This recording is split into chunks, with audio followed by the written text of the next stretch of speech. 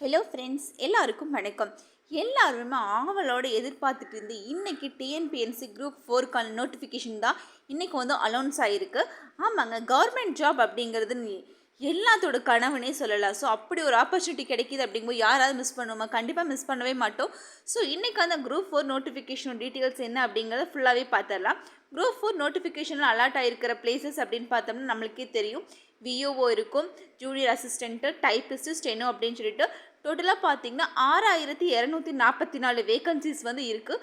So இந்த வேகன்சிஸை full பண்ணுறதுக்காக தான் வந்து குரூப் 4 அப்படின்னு சொல்லி ஒரு எக்ஸாமினேஷன் கண்டக்ட் பண்ணுறாங்க. யார் அப்படின்னு பார்த்தோம்னா நம்ம தமிழ்நாடு அரசு பணியாளர் தேர்வாணையம் தான் வந்து கண்டக்ட் பண்ணுறாங்க. இது எல்லாத்துக்குமே தெரியும்.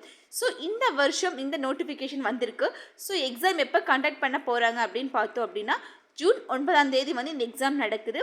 எப்போ அப்படின்னு பார்த்தீங்கன்னா காலையில் 9 மணி முதல் மதியானம் 12:30 மணி வரைக்கும் இந்த குரூப் 4 எக்ஸாமினேஷன்ஸ் வந்து நடக்கும். ஸோ டியூரேஷன் பார்த்தீங்கன்னா உங்களுக்கு 3 மணி நேரம் டியூரேஷன் கொடுக்குறாங்க.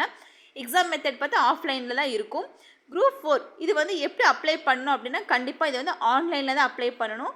அந்த அப்ளை பண்ணுறதுக்கான லிங்க் வந்து நான் உங்களுக்கு இந்த வீடியோவோட டிஸ்கிரிப்ஷனில் கொடுக்குறேன். ஸோ நீங்கள் வந்து அப்ளை பண்ணணும் அப்படின்னா அந்த லிங்க்கை கிளிக் பண்ணி நீங்கள் அப்ளை பண்ணிக்கலாம்.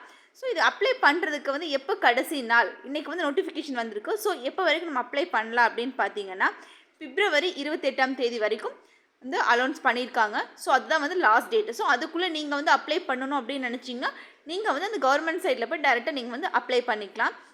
இதுக்கு குவாலிஃபிகேஷன் என்ன அப்படின்னு பார்த்தீங்கன்னா நீங்கள் 10th 12th முடிச்சிருந்தீங்கனாலே போதும். ஸோ இந்த குரூப்புக்கு வந்து எக்ஸாம் எழுதுறதுக்கு நீங்கள் வந்து ஒரு எலிஜிபிளான கேண்டிடேட் தான். ஸோ நீங்கள் வந்து தாராளமாக அப்ளை பண்ணிக்கலாம்.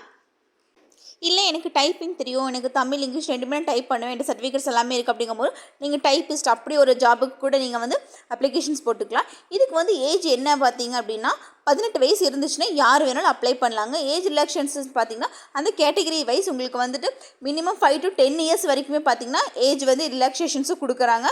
ஸோ மிஸ் பண்ணாமல் எல்லாருமே வந்து இந்த எக்ஸாம் அட்டன் பண்ணலாம்.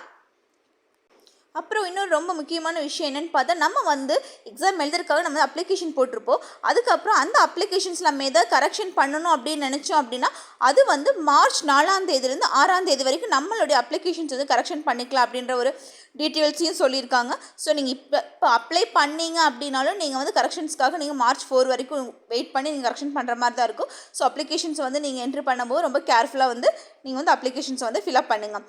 மறுபடியும் உங்களுக்கு வேறு ஏதாவது டீட்டெயில்ஸ் வேணும் அப்படின்னா நீங்கள் எனக்கு கமெண்ட்ஸில் மென்ஷன் பண்ணுங்கள். கண்டிப்பாக உங்களுக்கு அந்த டீட்டெயில்ஸையும் வந்து ஒரு வீடியோவாக போடுறேன். நம்ம சேனலை சப்ஸ்கிரைப் பண்ணல அப்படின்னா மறக்காமல் நம்ம சேனலை சப்ஸ்கிரைப் பண்ணிக்கோங்க. தேங்க்யூ ஃப்ரெண்ட்ஸ், தேங்க்யூ ஃபார் வாட்சிங். Bye bye.